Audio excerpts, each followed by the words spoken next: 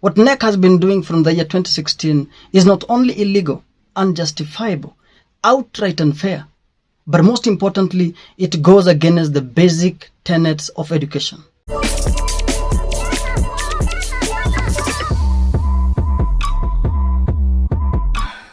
Hi everyone. From the year 2016, the Kenyan National Examinations Council, KNEC, started what I would call mass failure of the Kenyan high school students in their final KCSE exam. I was reminded of this harsh reality by the Vice Chancellor of the University of Nairobi, Professor Gitahi, in his interview with Spice FM about a month ago. Since about 2016, thereabout, 2017, KNEC decided to fail everyone in the country. The number of students who got grade A plain fell sharply from 2,685 in 2015 to a paltry 141 in 2016. But my main concern that year was the fat, thick tail that the results had produced. 149,929 students, representing 25.97% of the students, or simply put, a quarter of the students, got a D-. What kind of thing is this? When you put it cumulatively, a total of 376,414 students out of 571,161, representing 66%, or rather 2/3 of the students, got a D+ and below. This shocked me at a personal level, and I immediately disagreed with those results, although a majority of Kenyans seemed to be praising the then Education Minister Dr. Fred Matiang'i for curbing cheating. This trend of mass failure has continued since then, where out of the 826,807 pupils that sat for the 2021 KCSE, 495,686 scored a D+ and below. As observed by Professor Gitahi, the mode, or rather the grade with the highest number of students, is nowadays a D-, with 187,264 candidates scoring a D- in 2021. It's not possible. This is unacceptable and must be stopped forthwith, starting with the ongoing 2022 KCSE exams. What KNEC has been doing from the year 2016 is not only illegal, unjustifiable, outright unfair, but most importantly, it goes against the basic tenets of education. The issue of a normal curve that forms the shape of a bell is among the very basic things that every single teacher in this republic and beyond has learned. But KNEC has deviated from this known expected normal curve to come up with some heavily skewed curves from 2016, and very few people have protested against this abnormality. The problem here is that if the same curve was to be flipped and an A to start from the right hand side with 187,264 students scoring an A-, there would be a huge public outcry on the same. To avoid this outcry and the outcry that I'm making in this video, this is why educationists came up with what I'm calling a normal curve. In the normal curve, it is expected that very few students score the very good grades, that is the A, the A-, and the B+. And again, very few students get the weak grades, that is the D, the D-, and the E. But KNEC has deviated from this known standard way of examining students that was discovered in 1733, only to come up with a mongrel of extremely skewed curves for the past 6 years. This has to come to an end. That, I think as a country we must say no. And this brings me to the second issue. What kind of grading system does KNEC use for the individual subjects? I'm asking this because of the kind of heavy beating that subjects such as biology have taken over the past 6 years. I'm a chemistry physics teacher, and anyone who has been to high school will tell you that among the three sciences, biology is the easiest. But all this changed from 2016 with information going round that there were only 2 plain A's in the whole country in one of the recent years in biology KCSE exams. With 1 A in biology, Starehe Girls Center was the 3rd best nationally in the subject in 2019. In 2017, it is alleged that the best school had a mean score of 6.9. A student can get a B plus and above in all the subjects, but a D plus in biology. How is that even possible? This is even better. In 2016, when all these issues started, it was alleged that there was not a single student who got an A in English in the whole country. How is that even possible? It's not true. It's not possible. It is time to bring this issue to an end and normality to return at the exams body.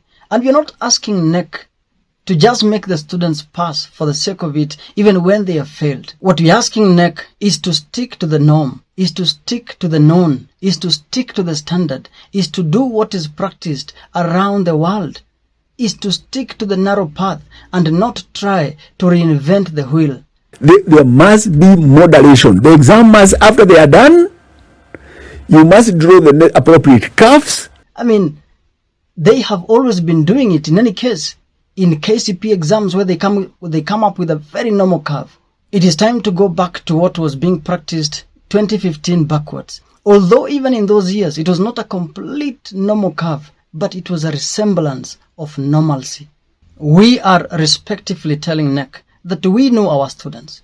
We, the teachers, know our students. I mean, we admitted them in Form 1. We have taught them for the past 4 years before handing them over to you.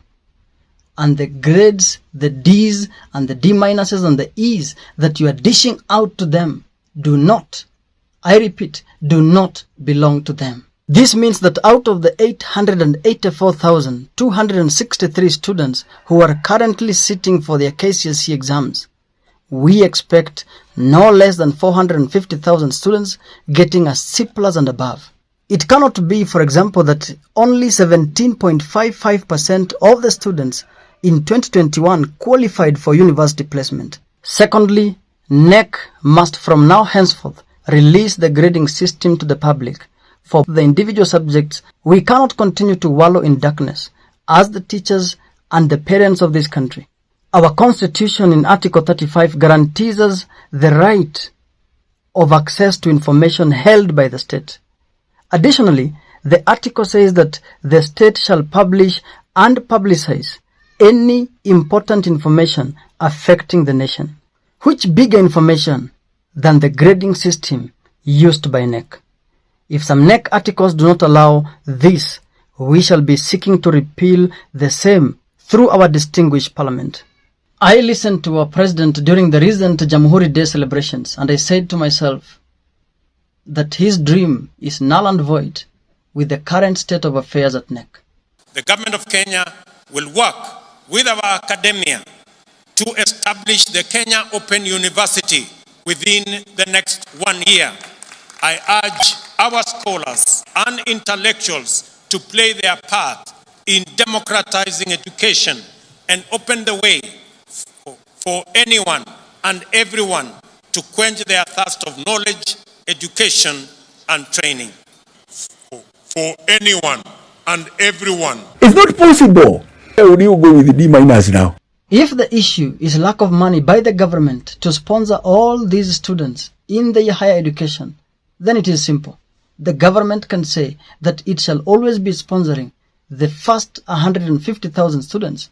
Then the remaining 200,000 students or so can sort themselves out. They can join our local universities through the parallel programs. They can fly out to the People's Republic of Uganda and attain their higher education from there. They can go to Europe, to the US, but most importantly, they shall not be condemned. You know, the moment you give a student a D-, the majority of our students are given D-. What are we doing for our children? I mean, we are condemning 17-year-olds, 18-year-olds, crushing 19-year-olds. Their self-esteem goes totally southwards. Which kind of system is this that condemns very young people the very young people who are coming to take over the nation. This is unacceptable, it is unbelievable, it is completely unwarranted, and it is time to change this. Thank you so much. I'm out. Since about 2016, thereabout, 2017, KNEC decided to fail everyone in the country. So today, the mode is D-, where you have the most students. Yeah. What are we doing for our children? It's not true. It's not possible. 2016, we had like about 35% of students who had 35% and above. When there was that interference, that number dropped to about 10%, such that we ended up with more capacities in the universities than those who qualify to join universities. Yeah. You go to most countries out there, you can, Israel and most of the Nordic countries, the percentage of people who have attained university education or tertiary education is about 60%. How do we have a population where only about 10% can attain because of the grades they have? It's not possible. Unless you had a calamity, a bomb, it is bad. That is something ought to be changed. It's not about shifting C+ or anything. There must be moderation. The exam must, after they are done, you must draw the appropriate curves and be able to get who are in this quartile, so that you know who can now be able to go and do engineering, who can go and do medicine, but not to condemn everybody. We have seen, like, let's say, like these teachers training colleges, TTCs, because of that, and some other thing that came that everybody must get C plain and C in math, C in this. Many of them have no students, very few students, and they have teachers, and we are spending money. And this is because not many students have qualified. Yes, because we decided to connect. We decided as a country, as we did not go through that system, we decide now from today everybody must fail. And you have condemned that person cannot go to India now, cannot go to Makerere, cannot go anywhere, because you have given them this. So that I think as a country we must say no, and that is the role of KNEC. Obviously, the debate that came is, oh, they were cheating, that's why they were passing. 1 million people, then you have everybody fails. Now, when you remove cheating, what kind of thing is this? The country is going to be worse in the future if we continue with that trend, because we are in a global arena. So we cannot have a possibility of condemning a big population like that, that you deny them opportunities to progress or to acquire knowledge, because when you acquire university knowledge, diploma knowledge and all that, you are now able to address your own issues and the country issues. But when you push everybody back this way, because you are focusing on just a few who can access university, but the neighboring country is not doing that. So people are moving to the other country, because before, people would go, because you have the qualification, you would go to India, many people would go to here, but now where would you go with the D- now? Nowhere.